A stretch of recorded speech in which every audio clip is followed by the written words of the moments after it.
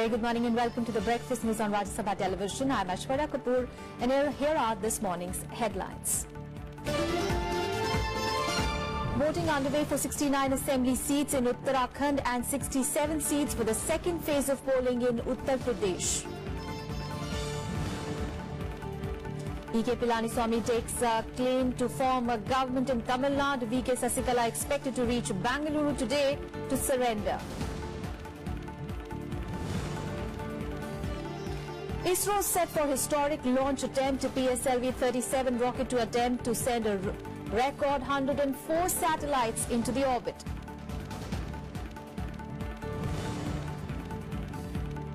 And multiple encounters in Kashmir, a major among 4 soldiers killed.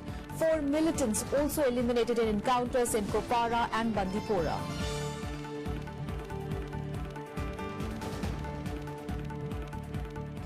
Well, our top focus is the voting which is underway today in Uttarakhand and in the second phase of UP polls.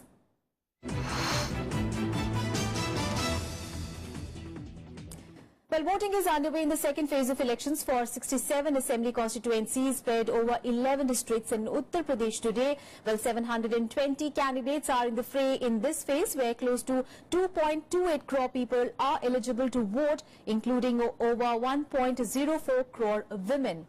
Well, 14,771 polling centres and 23,693 polling stations have been set up in the districts of Bareilly, Bijnor, Saharanpur, Badaयूं, among others.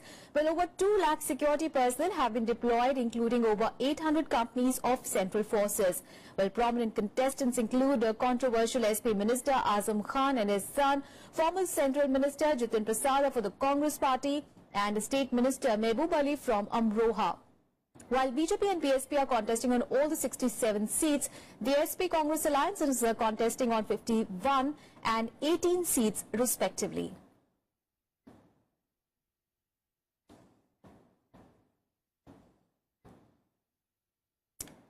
All right, Akhilesh Suman is joining us from Bareilly. Akhilesh, you are at one of the polling stations in Bareilly there, and as we saw in the first phase of UP elections, the turnout was pretty decent, and it's just 1 hour into the voting. What is the trend? What is that you are seeing at the polling stations?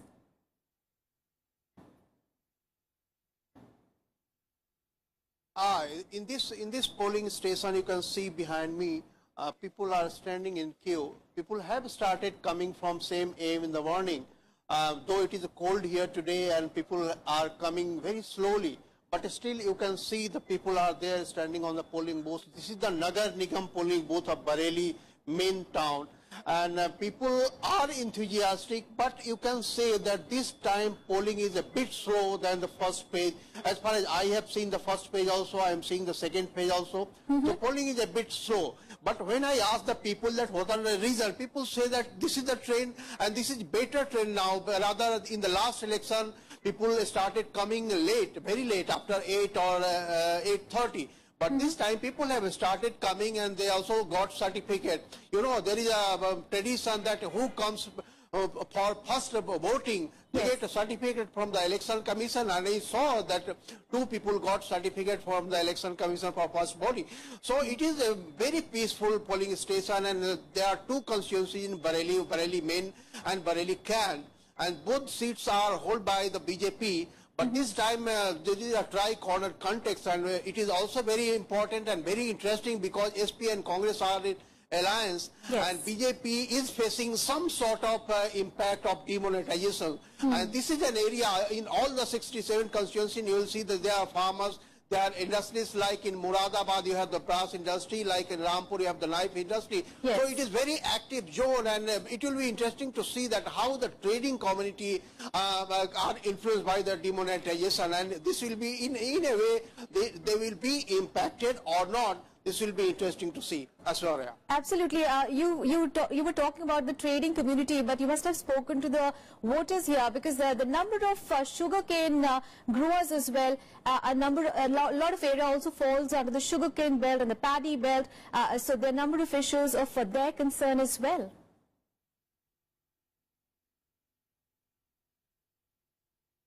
Yeah, because when Prime Minister was in this area, he also assured people that within 14 days I will pay all the balance that is of the farmers with the sugarcane industry. So it is a big promise. Why it did not happen, it is still amazing, because the state government said that you gave directly to the sugarcane industry, and the central government said that it will go through you. So it is a big debate here in Uttar Pradesh. Whatever, it is also a question that law and order situation, everyone is expecting that law and order situation should be better than the incumbent government. And people are saying that development should be also in a fast pace, because we want a smart city in UP also, but they also demand that Bareilly should be a smart city. People were telling me all life that Bareilly should be a smart city because it is a very important corner of the state. Absolutely. So a number of issues people have started trickling in. As far as polling booths are concerned, it is the second phase of polling in Uttar Pradesh. Of course, thank you so much, Akhilesh, for those details there. We'll keep coming back to you. Meanwhile, polling is also underway for 69 seats in Uttarakhand, while close to 75 lakh voters will decide the fate of 628 candidates, including 62 women spread over 13 districts. Now, Congress and BJP are locked in a straight contest in most of the seats, but the presence of about a dozen rebel candidates in the fray as independents and the party turncoats may upset the poll mathematics. While BJP and the Congress are contesting from all the 70 seats, the BSP is contesting on 69 and SP on 21 seats. Well, the election for the Karnaprayag seat will be held on 9th of March following the death of a BSP candidate in a road accident. Now, 30,000 security personnel, including 105 companies of Central Armed Police Force, 25 companies of Uttarakhand Police and Home Guards have also been deployed around 10 polling booths which have been set up. Now, verified paper audit trail or the VVPAT machines are being used for the first time in elections in Uttarakhand. All right, my colleague Shyam Sundar is now joining us from Dehradun. Shyam, a very good morning. Well, Uttarakhand really is known for its fluid leadership. The regime changes every 5 years. But, you know, this time there are a number of interesting factors, number of party turncoats as well as a number of rebel independents also in the fray. So that is going to really change the mathematics, isn't it? Yeah, definitely. This is one of the issues which is discussed in Uttarakhand polls. But let me tell you that sun is out in Dehradun and it's a pleasant weather here. And you can see long queues behind me on the polling booth. And I can hear the sound of EVMs, and polling is going smooth. And I have two voters, and you were asking about the issues. They have voted. Tell me your name. Shreya. Shreya, what are the issues on which you have voted today?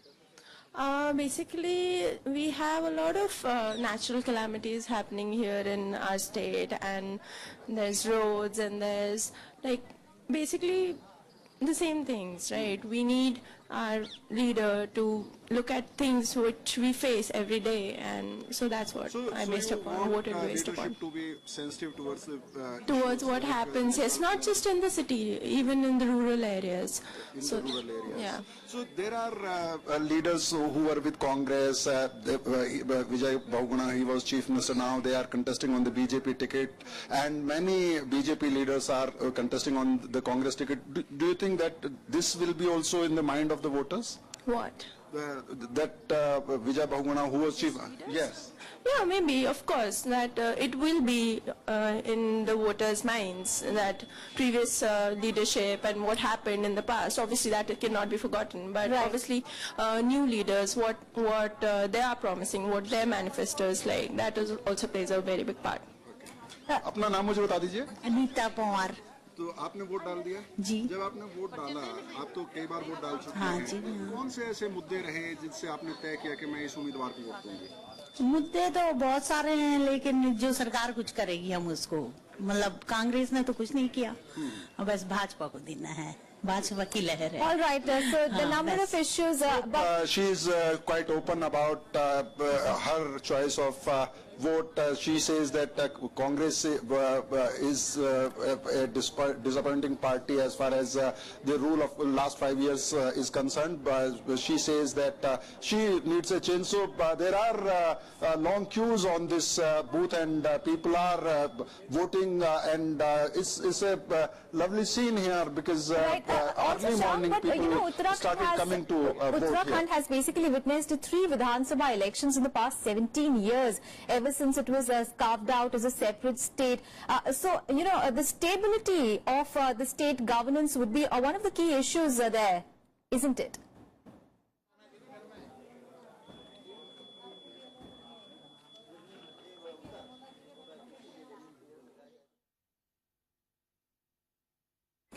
All right, we seem to have lost contact with our reporter Shyam Sundar there, but we'll keep going back to him. But he was telling us that the voters have started trickling in as compared to Uttar Pradesh, where we had spoken to one of our reporters there, and he was telling us that it's pretty early, so probably not many people had turned out. But as contrast to that, in Uttarakhand, where Shyam Sundar is at the moment in Dehradun, there was a pretty decent turnout very early in the morning. Of course, that is one big story that we'll keep tracking through the day. But let's move on in the bulletin now. Well, now to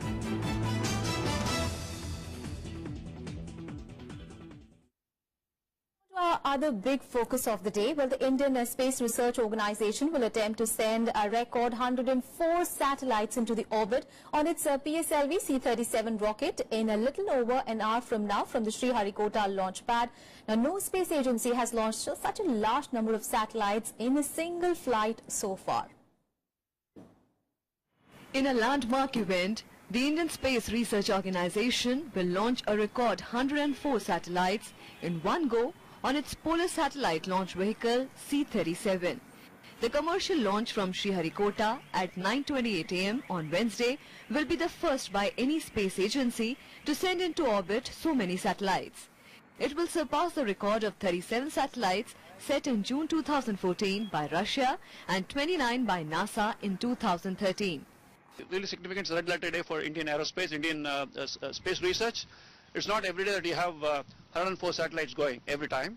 Of the 104 Earth observation and international co-passenger nanosatellites, 96 are from the US and 1 each from Israel, Kazakhstan, Netherlands, Switzerland and the United Arab Emirates. The 3 Indian satellites are the Cartosat-2 series. The weight of all the satellites will total to 1,378 kgs. The PSLV C-37 will also carry 2 ISRO nanosatellites, INS-1A and INS-1B. Till December 2016, ISRO's PSLV has made 39 launches, with 37 successfully reaching their planned orbits, 1 each being an outright failure and partial failure, with a success rate of above 95%.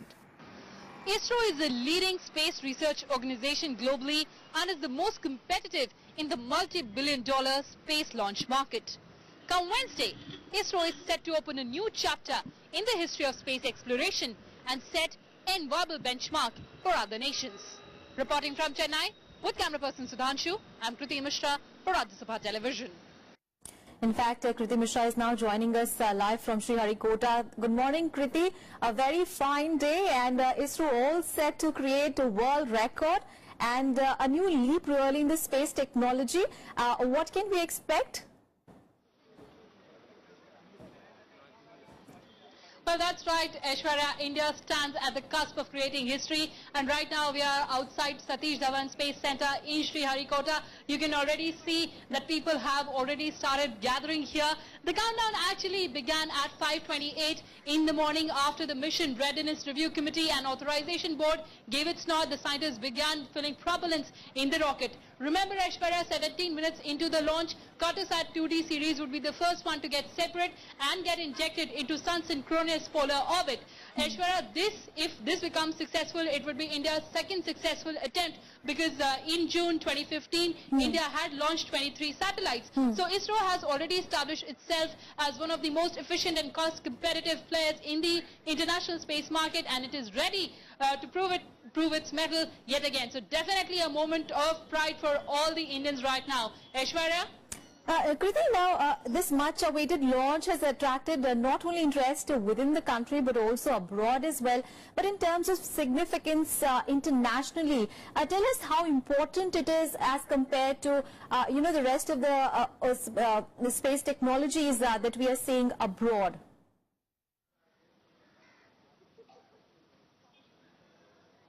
Well, that's right, Aishwarya, because this is extremely important. First, because we'll create history. It was Russia that had launched 37 satellites. Now, of course, we are ready with 104 satellites. Yes. As far as the mission goes, it is extremely important because it will get image senses, and a lot of remote sensing technologies will have these images would help us to actually go ahead with urban and rural planning to actually monitor coastal line. And as far as international players are concerned, remember, Aishwarya, we are launching 104 international satellites right now. It has also brought arch rivals like Israel and UAE together. So definitely, as far as the technology is concerned, it is going to be yet another milestone for Indian Space Research Organization. Aishwarya? All right, Kriti, you keep tracking all those developments there.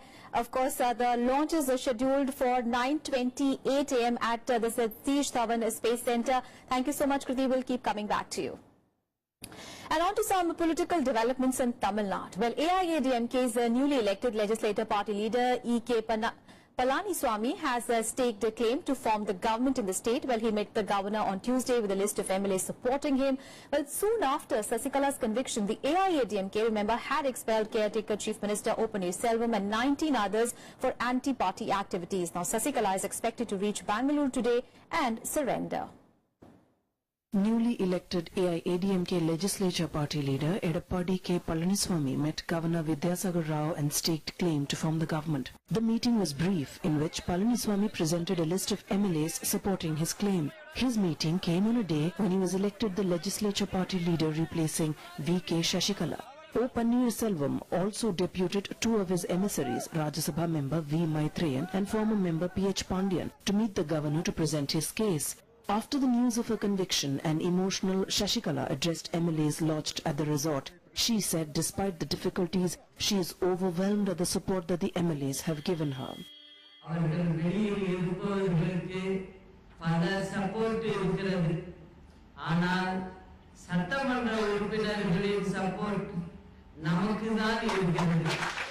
She also said she is confident her faction will get an invitation from the governor soon.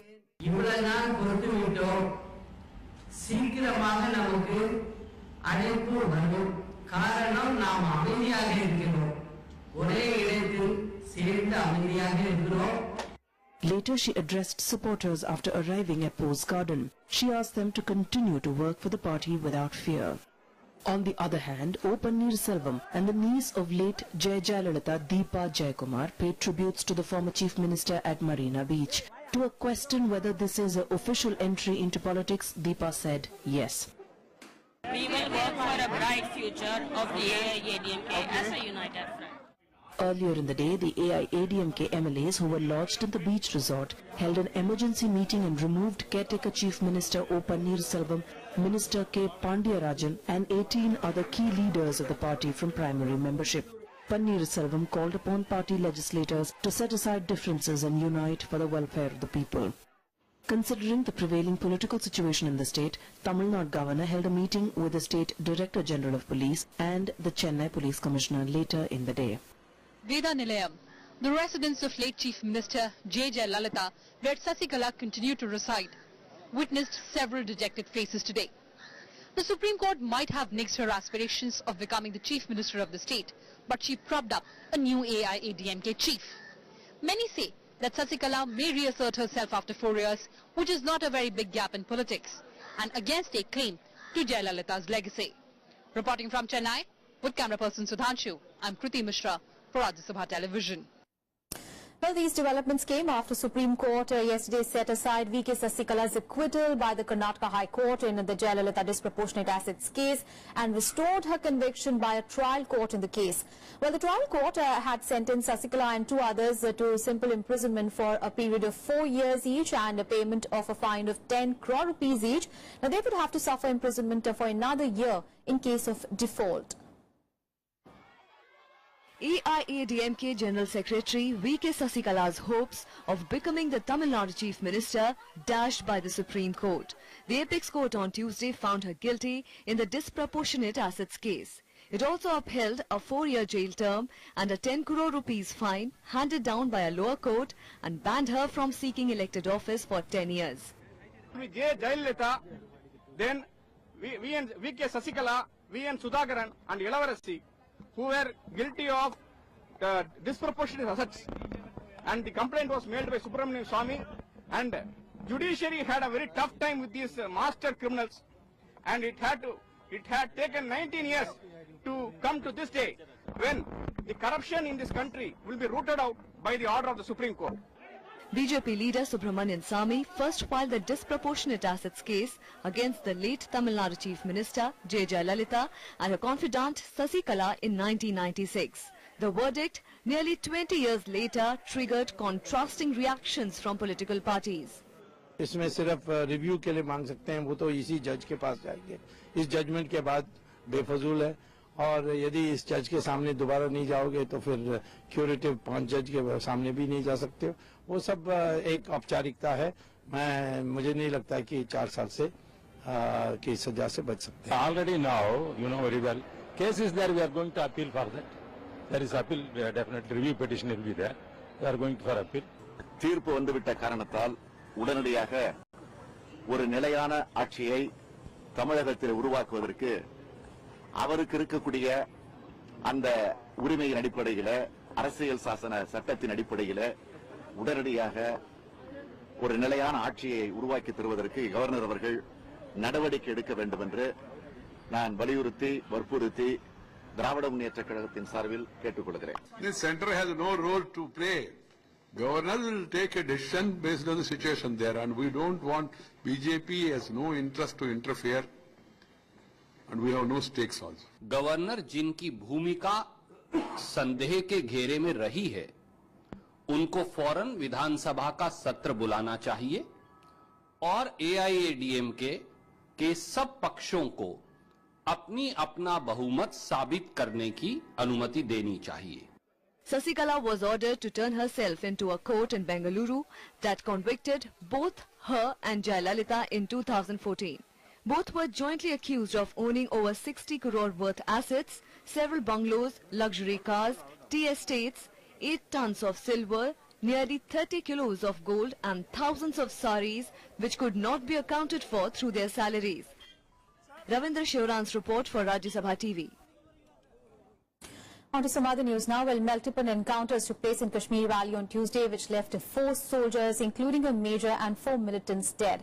But an encounter in Kralgund area of North Kashmir's Kupwara district yesterday evening, security forces gunned down 3 militants hiding in a residential house. Now, Major S. Daya was injured in the encounter and later succumbed to his injuries. Earlier in the day, an encounter also took place in Hajin area of Bandipora district. The gun battle erupted after security forces cordoned off the area following information about the presence of militants there. But during the firing, 10 security personnel, including an officer, were injured. The officer was airlifted to Delhi for treatment. Now, one militant whose identity has not been ascertained was also killed in the operation. Well, this is the second outbreak of violence between security forces and militants in 3 days. And Defence Minister Manohar Parrikar on Tuesday said that India desires good ties with Pakistan and China. While addressing the media on the sidelines of Aero India 2017 in Bangalore, Parrikar said that this does not mean that India should not be prepared for any eventuality. Now, with the LOC often witnessing intense shelling from both the sides, Parrikar said that he had appreciated that the new Pakistani general has managed to make his forces understand their neighbours' concern. Well, on reports of China deploying aircrafts capable of carrying nuclear weapons along the Indian border, Parrikar assured that India will also take adequate steps for its security. We wish we have a good relationship with Pakistan and China both. There is no reason why should we quarreling or fighting with them or consider them with doubt. As far as I am concerned, I don't consider any action as doubt. If he has kept calm, I welcome it as a genuine concern, but at the same time, that does not mean that I will not be prepared.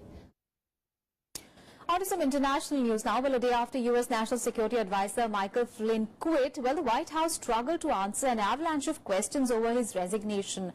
Well, Flynn was asked to quit on Monday over allegations that he discussed U.S. sanctions with Russian envoy before Donald Trump took office, and then misled Vice President Mike Pence about the conversations.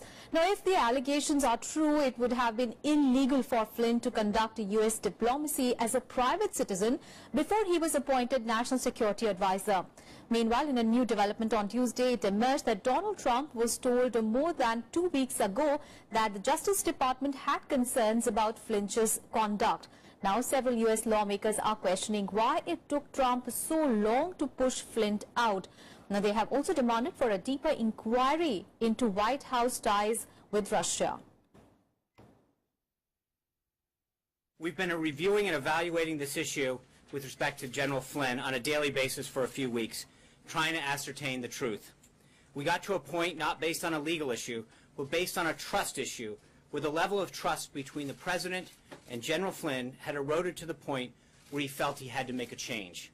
The President was very concerned that General Flynn had misled the Vice President and others. All of this merits investigation. That investigation, I believe, ought to be done in part through the Intelligence Committee as part of the investigation we're doing now. Was General Flynn directed or authorized to do what he did? What was the extent of his conversations and contacts with Russia?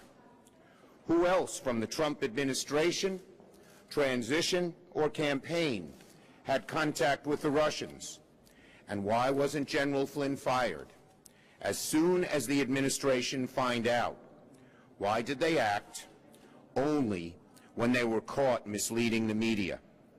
These are just a few of the questions that need to be answered. And the half-brother of North Korean leader Kim Jong-un has been killed in an attack in Malaysia. Well, according to media reports, Kim Jong-nam has been poisoned with a needle by 2 women on Monday. Now, there have not been any official confirmation on how the attack unfolded yet. Well, news of Kim's death was not reported until Tuesday. He was at the airport at the time of his attack and was holding a passport under a different name. Well, an autopsy was conducted on his body, but the results have not been released as yet.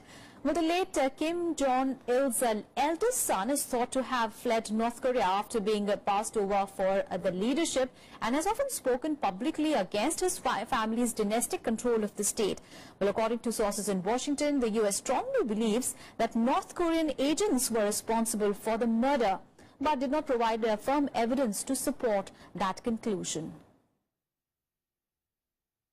The fact is that someone like him, who is related to the leader, indeed he was supposed to take over for his father rather than the current leader, who has been expressing dissatisfaction with his brother's leadership and is in a position to serve as a focal point for opponents to the regime, his life is going to be in danger. And I guess finally, after there were a couple of other reported attempts on his life, the North Koreans may have succeeded. Well, that's it for me and my team in this edition of news. But news and updates continue on Rajya Sabha Television. Thanks for watching.